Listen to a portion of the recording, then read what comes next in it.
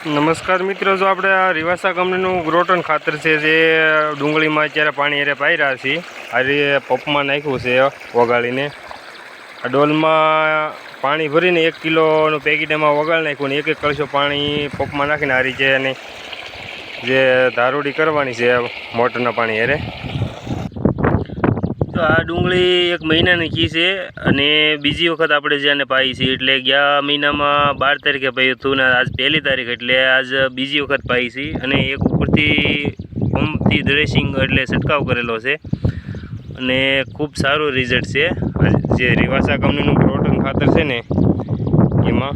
અને વરસાદને કારણે ઘણાને ડુંગળીઓ ઊભી હુકાઈ ગયું અથવા જાતી રહ્યું, પણ મારે જો આ વાડીમાં કોઈ આવો પ્રશ્ન નથી. આ મૂળ વિકાસને કારણે આ ડુંગળી ટકી રહી છે અને રિવાસા કંપનીનું જે ગ્રોટન ખાતર છે એનું ખૂબ સારું રિઝલ્ટ છે. નમસ્કાર મિત્રો, જો આપણે આ રિવાસા કંપનીનું ખાતર અત્યારે ડુંગળીમાં હાલ પાઈ રહ્યા છીએ.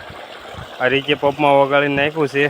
આ 1 ડોલ પાણીમાં 1 કિલોનું પેકેટ નાખીને વગાડી નાખવાનું અને પછી પંપમાં 1 કળશો નાખીને આ રીતે ધારોડી કરવાની છે.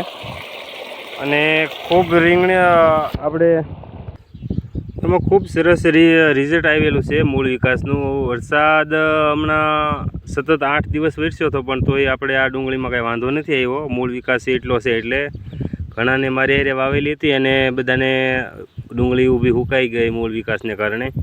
અને આ રિવાસા કંપનીનું ખાતર જે પાયું ને આમાં ખૂબ મૂળ વિકાસ થયો છે, એટલે આપણે ડુંગળી એમને રહી ગઈ છે વરસાદમાં અને મૂળ વિકાસ ખૂબ સારો છે. આ રિવાસા કંપનીનું ગ્રોટન જે ખાતર છે ને એનું.